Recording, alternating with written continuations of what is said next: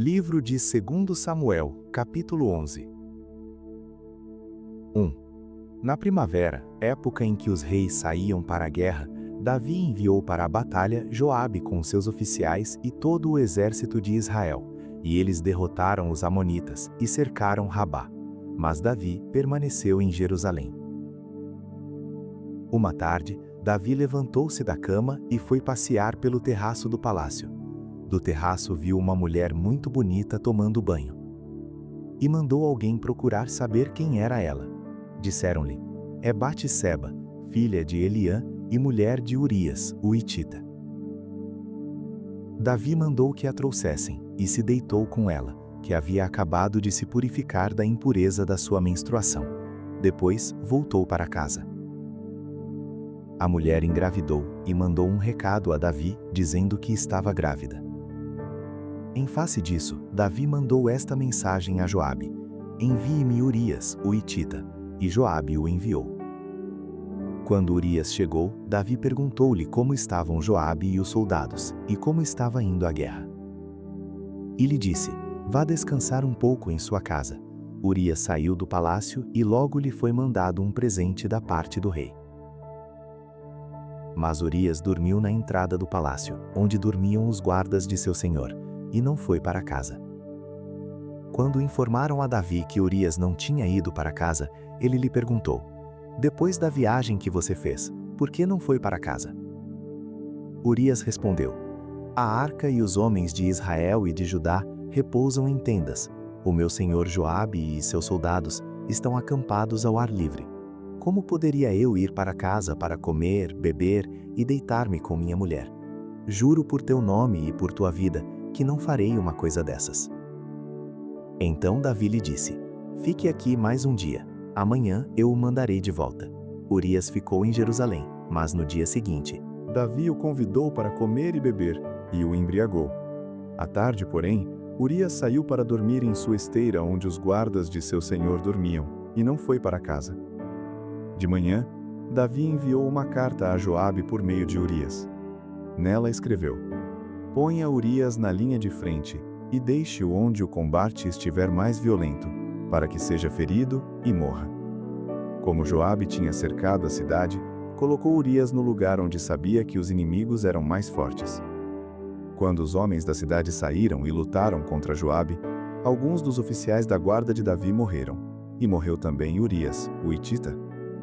Joabe enviou a Davi um relatório completo da batalha, dando a seguinte instrução ao mensageiro: ao acabar de apresentar ao rei este relatório, pode ser que o rei fique muito indignado e lhe pergunte: por que vocês se aproximaram tanto da cidade para combater? Não sabiam que eles atirariam flechas da muralha? Em Tebes, quem matou Abimeleque, filho de Jerubessete? Não foi uma mulher que da muralha atirou-lhe uma pedra de moinho e ele morreu? Por que vocês se aproximaram tanto da muralha? Se ele perguntar isso, diga-lhe: e morreu também o teu servo Urias, o hitita. O mensageiro partiu, e ao chegar, contou a Davi tudo o que Joabe lhe havia mandado falar, dizendo: eles nos sobrepujaram e saíram contra nós em campo aberto, mas nós os fizemos retroceder para a porta da cidade.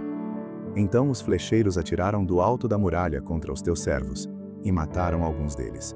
E morreu também o teu servo Urias, o hitita. Davi mandou o mensageiro dizer a Joabe: não fique preocupado com isso, pois a espada não escolhe a quem devorar.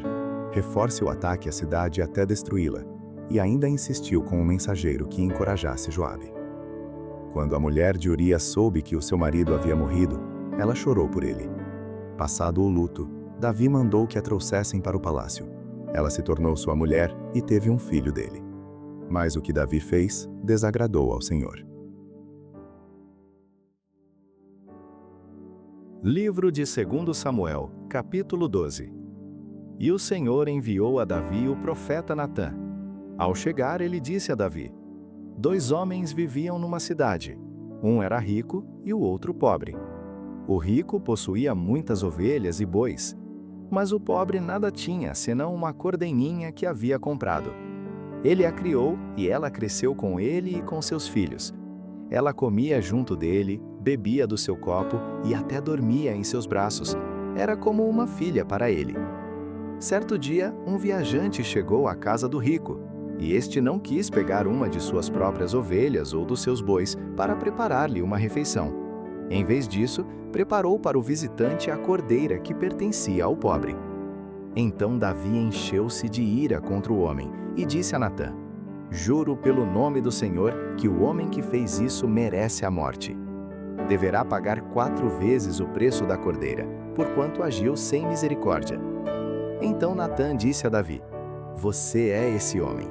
Assim diz o Senhor, o Deus de Israel: Eu o ungi rei de Israel e livrei-o das mãos de Saul. Dei-lhe a casa e as mulheres do seu senhor. Dei-lhe a nação de Israel e Judá.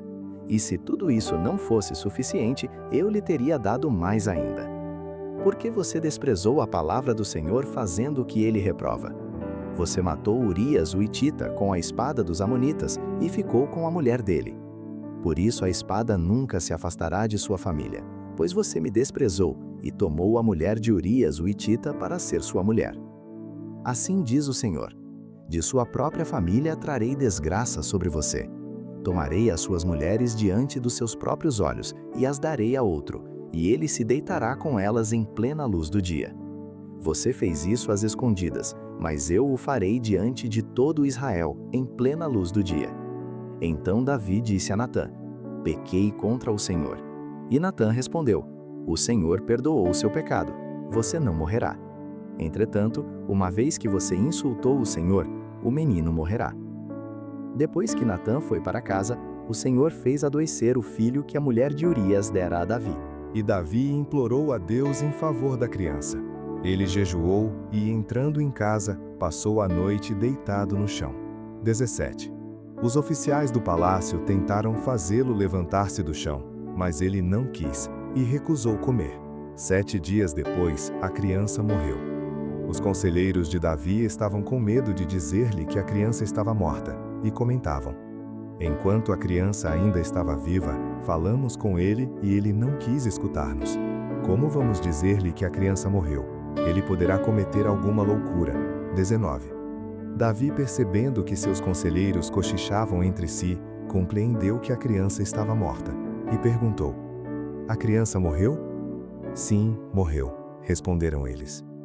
Então Davi levantou-se do chão, lavou-se, perfumou-se e trocou de roupa.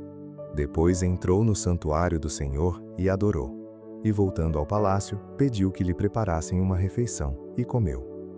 Seus conselheiros lhe perguntaram: Por que ages assim? Enquanto a criança estava viva, jejuaste e choraste, mas agora que a criança está morta, te levantas e comes. Ele respondeu: Enquanto a criança ainda estava viva, jejuei e chorei. Eu pensava: quem sabe, talvez o Senhor tenha misericórdia de mim e deixe a criança viver. Mas agora que ela morreu, por que deveria jejuar? Poderia eu trazê-la de volta à vida?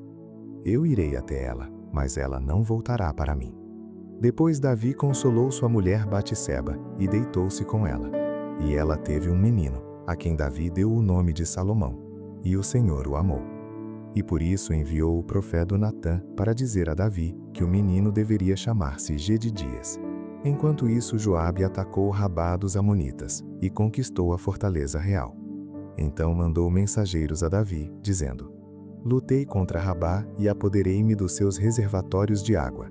Agora, convoca o restante do exército, cerra a cidade e conquista-a. Senão, eu terei a fama de havê-la conquistado. Então Davi convocou todo o exército, foi a Rabá, atacou a cidade e a conquistou. A seguir, tirou a coroa da cabeça de Milcom, uma coroa de ouro de 35 quilos, ornamentada com pedras preciosas. E ela foi colocada na cabeça de Davi. Ele levou uma grande quantidade de bens da cidade. E levou também os seus habitantes, designando-lhes trabalhos com serras, picaretas e machados, além da fabricação de tijolos. Davi fez assim com todas as cidades amonitas. Depois voltou com todo o seu exército para Jerusalém. Livro de 2 Samuel, capítulo 13. Depois de algum tempo, Aminon, filho de Davi, apaixonou-se por Tamar. Ela era muito bonita e era irmã de Absalão, outro filho de Davi. 2. Aminon ficou angustiado a ponto de adoecer por causa de sua meia-irmã Tamar, pois ela era virgem e parecia-lhe impossível aproximar-se dela. 3. Aminon tinha um amigo muito astuto chamado Jonadab, filho de Simeia, irmã de Davi. Ele perguntou a Aminon: Filho do rei, por que todo dia você está abatido? Quer me contar o que se passa? Aminon lhe disse: Estou apaixonado por Tamar, irmã de meu irmão Absalão. Então disse Jonadab: Vá para a cama e finja estar doente. Quando seu pai vier visitá-lo, diga-lhe: Permita que minha irmã Tamar venha dar-me de comer. Gostaria que ela preparasse a comida aqui mesmo e me servisse, assim poderei vê-la. Aminon atendeu e deitou-se na cama, fingindo-se doente. Quando o rei foi visitá-lo, Aminon lhe disse: Eu gostaria que minha irmã Tamar viesse e preparasse 2 bolos aqui mesmo e me servisse. Davi mandou dizer a Tamar no palácio: Vá à casa de seu irmão Aminon e prepare algo para ele comer. Assim, Tamar foi à casa de seu irmão, que estava deitado. Ela amassou a farinha, preparou os bolos na presença dele e os assou. Depois pegou a assadeira e lhe serviu os bolos, mas ele não quis comer. Então Aminon deu ordem para que todos saíssem. Depois que todos saíram, Aminon disse a Tamar: Traga os bolos e sirva-me aqui no meu quarto. Tamar levou os bolos que havia preparado ao quarto de seu irmão. Mas quando ela se aproximou para servi-lo, ele a agarrou e disse: Deite-se comigo, minha irmã. Mas ela lhe disse: Não, meu irmão, não me faça essa violência. Não se faz uma coisa dessas em Israel. Não cometa essa loucura. O que seria de mim? Como eu poderia livrar-me da minha desonra? E o que seria de você? Você cairia em desgraça em Israel.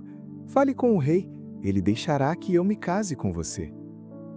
Mas Aminon não quis ouvir, e sendo mais forte que ela, violentou-a. Logo depois, Aminon sentiu uma forte aversão por ela, mais forte que a paixão que sentira, e disse a ela: Levante-se e saia. Mas ela lhe disse: Não, meu irmão, mandar-me embora seria pior do que o mal que você já me fez. Ele, porém, não quis ouvi-la, e chamando seu servo, disse-lhe: Ponha esta mulher para fora daqui e tranque a porta. Então o servo a pôs para fora e trancou a porta. Ela estava vestindo uma túnica longa, pois esse era o tipo de roupa que as filhas virgens do rei usavam desde a puberdade. Tamar pôs cinza na cabeça, rasgou a túnica longa que estava usando e se pôs a caminho, com as mãos sobre a cabeça e chorando em alta voz. Absalão, seu irmão, lhe perguntou: Seu irmão Aminon lhe fez algum mal? Agora acalme-se, minha irmã. Ele é seu irmão. Não se deixe dominar pela angústia. E Tamar, muito triste, ficou na casa de seu irmão Absalão. Ao saber de tudo isso, o rei Davi ficou furioso. E Absalão não falou nada com Aminon, nem bem nem mal, embora o odiasse por ter violentado sua irmã Tamar. 2 anos depois, quando os tosquiadores de ovelhas de Absalão estavam em Baal-Razor, perto da fronteira de Efraim, Absalão convidou todos os filhos do rei para se reunirem com ele. Absalão foi ao rei e ele disse: Eu, teu servo, estou tosqueando as ovelhas e gostaria que o rei e os seus conselheiros estivessem comigo. Respondeu o rei: Não, meu filho, não iremos todos, pois isso seria um peso para você. Embora Absalão insistisse, ele se recusou a ir, mas o abençoou. Então Absalão lhe disse: Se não queres ir, permite, por favor, que o meu irmão Aminon vá conosco. O rei perguntou: Mas por que ele iria com você? Mas Absalão insistiu tanto que o rei acabou deixando que Aminon e os seus outros filhos fossem com ele.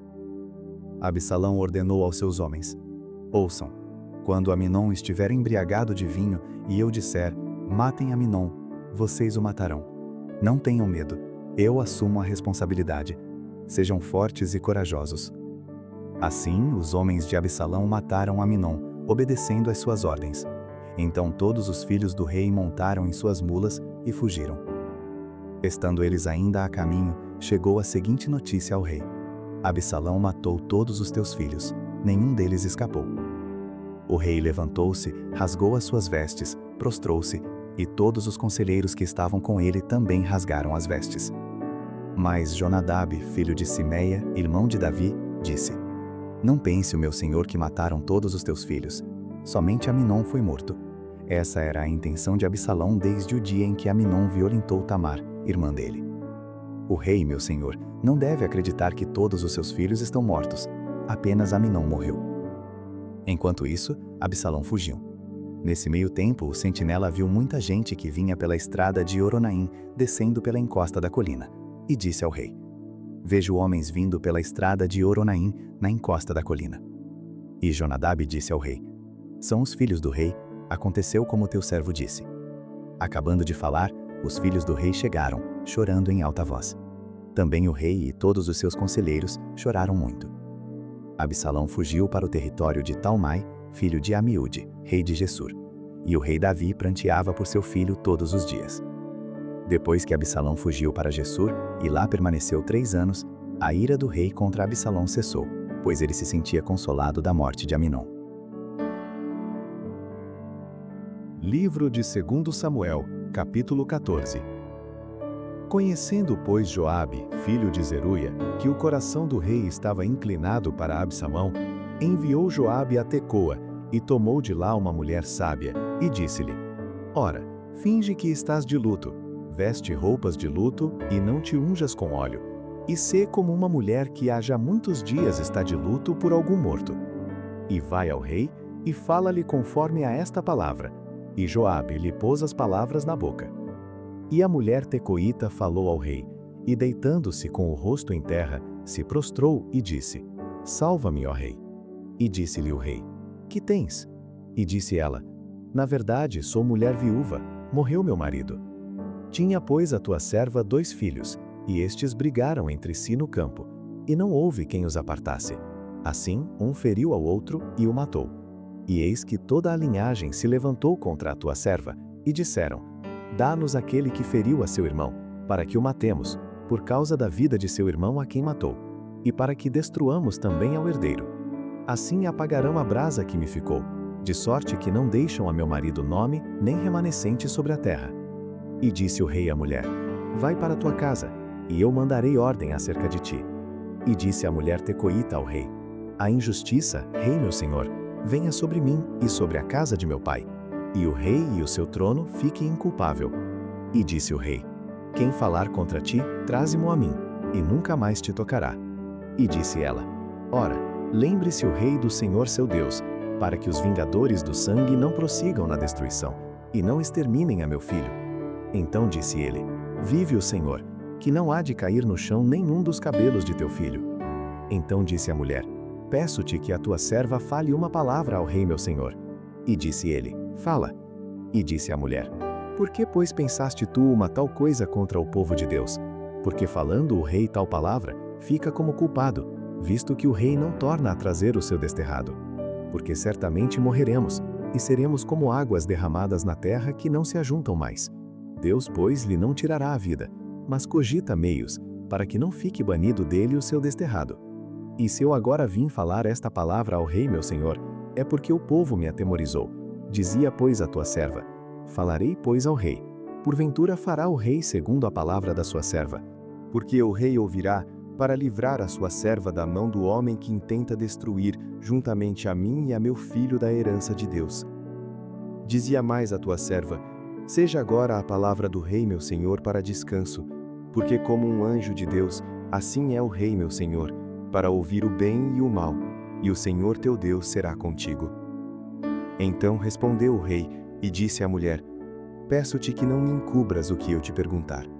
E disse a mulher: Ora fale o rei, meu senhor.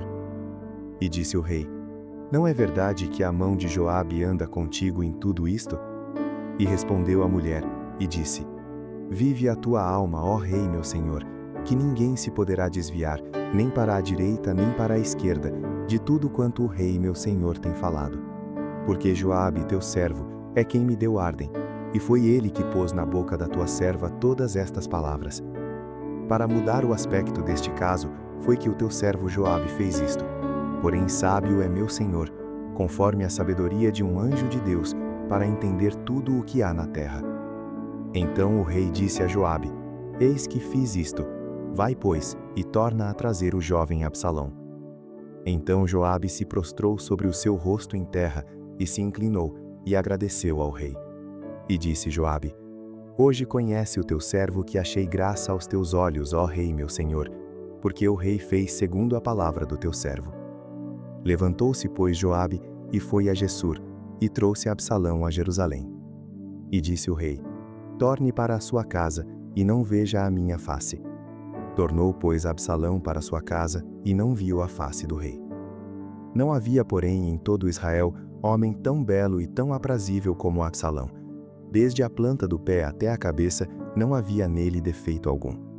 E quando tosquiava a sua cabeça, e sucedia que no fim de cada ano a tosquiava, porquanto muito lhe pesava, e por isso a tosquiava, pesava o cabelo da sua cabeça 200 siclos, segundo o peso real. Também nasceram a Absalão 3 filhos e uma filha, cujo nome era Tamar, e esta era mulher formosa à vista. Assim ficou Absalão 2 anos inteiros em Jerusalém, e não viu a face do rei. Mandou, pois, Absalão chamar a Joabe, para o enviar ao rei, porém não quis vir a ele. E enviou ainda 2ª vez, e contudo não quis vir. Então disse aos seus servos: Vedes ali o pedaço de campo de Joabe pegado ao meu, e tem cevada nele. Ide e ponde-lhe fogo. E os servos de Absalão puseram fogo ao pedaço de campo. Então Joabe se levantou, e veio a Absalão, em casa, e disse-lhe: Por que puseram os teus servos fogo ao pedaço de campo que é meu? E disse Absalão a Joabe: Eis que enviei a ti, dizendo: Vem cá, para que te envie ao rei, a dizer-lhe: Para que vim de Gessur? Melhor me fora estar ainda lá. Agora, pois, veja eu a face do rei. E se há ainda em mim alguma culpa, que me mate. Então foi Joabe ao rei, e assim lhe o disse. Então chamou a Absalão, e ele se apresentou ao rei, e se inclinou sobre o seu rosto em terra diante do rei. E o rei beijou a Absalão.